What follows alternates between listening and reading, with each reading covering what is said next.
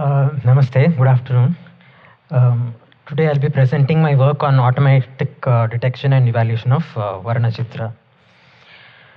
So first let us look at what is Varṇacitra. Varṇacitra is a type of Chitra Kavya.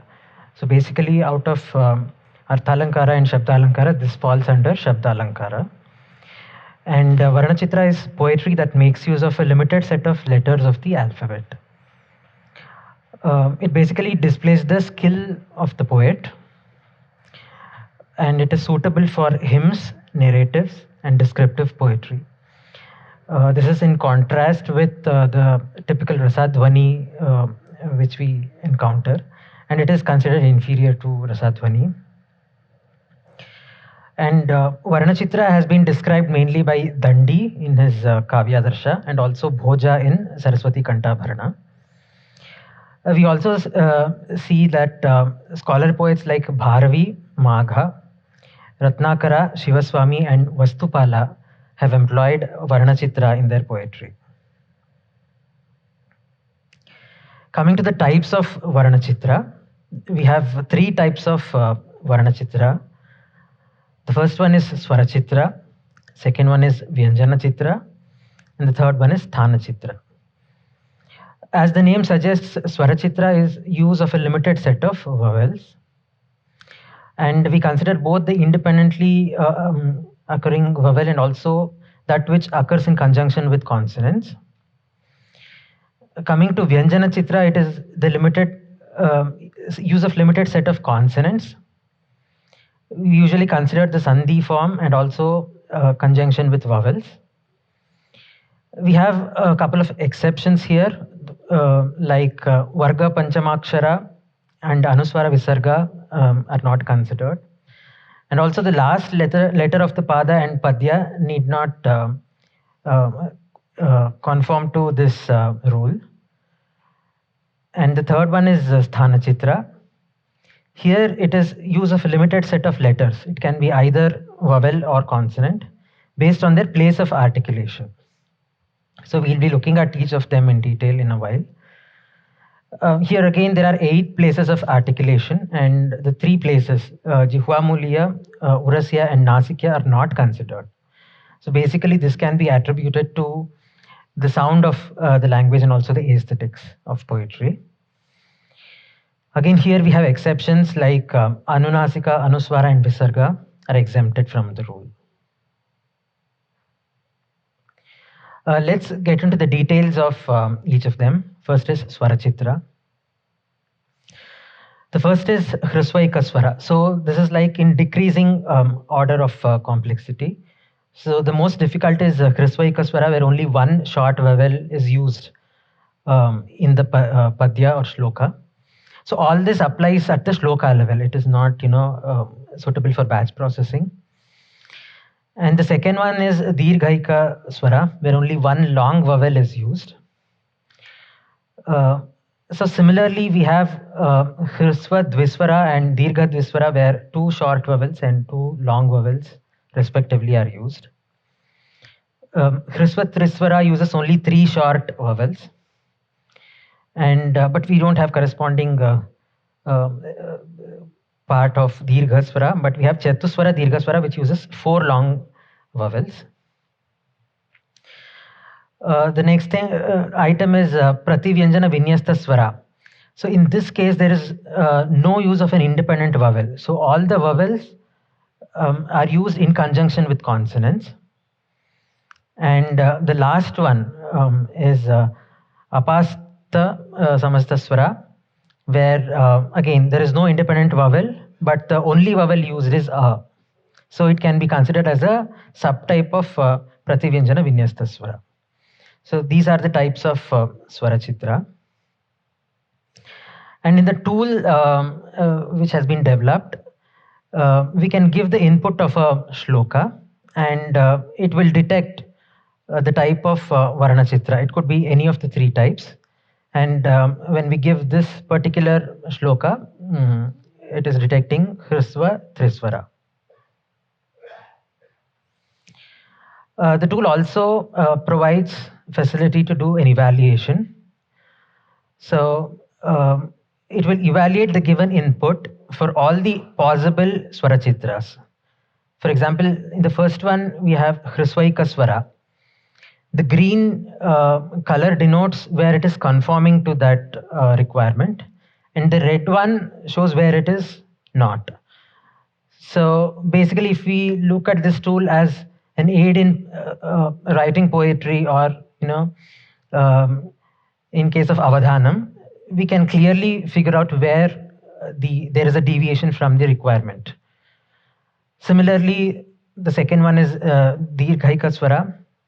It is again pointing all the conforming ones and non-conforming ones in the color green and red respectively. So similarly, Hrisva Dviswara and Dirgha Dviswara. And it is correctly showing Hrisva Dviswara, all of them in green, because it is 100% conforming. Chatuswara Dirghaswara, again, if we want to conform to that rule, certain changes have to be made so that it can be a Chatuswara, a Dirghaswara. And Prativyanjana Vinyastaswara, you can observe that there is a U vowel used. So except for that, it is conforming. So if the poet wishes to change it, then it will conform to Prativyanjana Vinyastaswara. So this is about Swarachitra. Let us move on to Vyanjana Chitra. There are actually many types of Vyanjana Chitra. The first one is Chaturakshari, where 4 consonants are used. It can be any consonants, the choice of the poet. Triakshari, again, 3 consonants. Dvyakshari is 2 consonants. Ekakshari is 1 consonant. So again, this is an increasing order of complexity. So making use of 4 consonants is relatively easy when compared to using only 1 consonant, Ekakshari. And we have only a handful of examples of Ekakshari in entire Sanskrit literature. The next one is Kramastha Sarva Vyanjana, where in a shloka, all the consonants they occur, and in the natural order. Again, these are very difficult to find examples. Chandokshara Vyanjana is like only 10 types of consonants can be used. The first 8 set of Gana consonants and also the 2 Sanya consonants. Only these Vyanjanas can be used in composition of poetry. Then we have an interesting Shadjati Swara Vyanjana, where the 7 musical notes, Sarigama Padhani, only are used in writing the poem. And similarly, we have Murajakshara Vyanjana, where the 16 consonants used while playing the drum. Muraja basically is the drum. So the 16 consonants used while playing the drum, which has been listed here, only these can be used. Then it becomes a Murajakshara Vyanjana. Asamyoga is, there is a restriction that should be no Samyuktakshara. Then it becomes Asamyoga. And similarly, based on the number of Vyanjanas used, we have Sapta Vyanjana Bandha, where 7 consonants can be used. Dasha Vyanjana Bandha, where 10 consonants can be used. Apancha Varga. So no Vargiya consonants can be used. The poetry has to be written only by using Avargiya Vyanjana.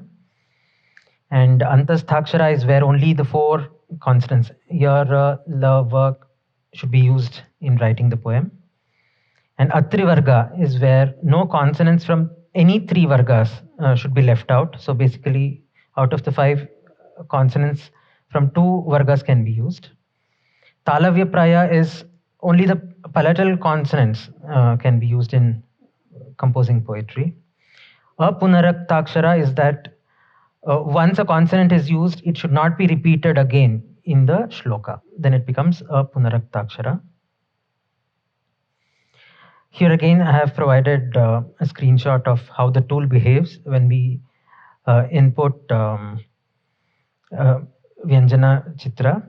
So it is correctly detecting Asamyoga and Apunaraktakshara in the input shloka. So similar to Swarachitra, again, we have an evaluation possible where the given input is evaluated against the requirements of all all possible Vyanjana Chitras. So the green ones are conformant and the red ones are non-conformant. So as we can see at the last Apunarukta Akshara, so everything is green, so it is 100% conformant. Coming to the last type, which is the Sthana Chitra. Here again there are subcategories. The first subcategory is Chatusthana Chitra, where out of the 5 which I described a bit earlier, one of them should not be used. So Nishkanthya is that no gutturals can be used. So on the same lines, we have Nistalavya, Nirdantya, Niroshtya, Nirmurdhanya. So these are the 5 types of Chatusthana Chitra. So making it more difficult, it is Tristhana Chitra. So Niroshtya Dantya, Oshtya and Dantya should not be used. And Oshtya Murdhanya, Niroshtya Murdhanya is Oshtya and Murdhanya should not be used. And so increasing the complexity, so Dvisthana Chitra, we should be using only Dantya and Kanthya. So other combinations are theoretically possible, but we don't find them mentioned in poetic works. And Ekasthana Chitra is, for example, Kanthya. The only gutturals should be used.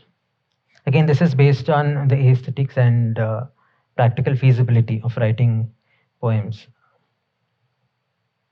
This is again a screenshot from the tool where it is detecting several types of Sthana Chitras. Nirdantya, Niroshtya, again it is obviously Niroshtya Dantya also. And it is also saying it is Prativyanjana Vinyasta Swara. There is no independent vowel. The evaluation part. So Nirdantya, Niroshtya, Dantya. So all the 3 are 100% green, saying it is conforming. And wherever it is not conforming, it is shown in red. So this helps the poet to figure out what can be done. Coming to the uses of this Varṇacitra tool, it acts as an aid in composing poetry. It also helps in analysis of poetry, evaluation of poetry in case of Avadhanam and also in cases of Yakshagana. Yeah, this is the main reference I have used, Professor T.V. Venkatachala Shastri. And I would like to acknowledge the guidance of Dr. Mohan Raghavan, Head Department of Heritage Science and Technology, IIT Hyderabad, Dr. Ramakrishna Upadrashta from the Department of Heritage Science and Technology, IIT Hyderabad, and Dr. Amba Kulkarni of University of Hyderabad. This is the presentation of the tool.